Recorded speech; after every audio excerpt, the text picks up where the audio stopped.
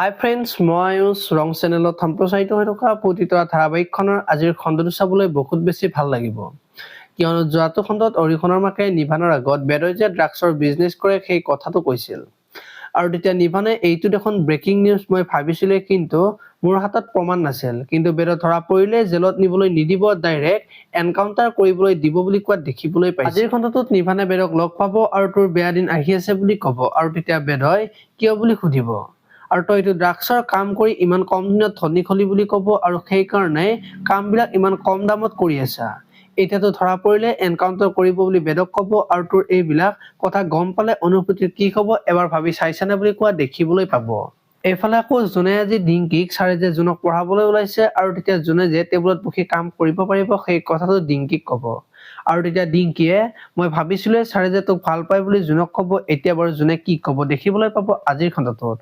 আপোনালোকে প্ৰতিতৰা ধাৰাবাহিকখন চাই কেনেকুৱা পায় কমেণ্ট কৰি জনাব। আৰু যদি আপোনালোকে এতিয়ালৈকে চেনেলটো ছাবস্ক্ৰাইব কৰা নাই তেতিয়াহ'লে চেনেলটো ছাবস্ক্ৰাইব কৰি ভিডিঅ'টোত এটা লাইক কৰি দিব। ধন্যবাদ।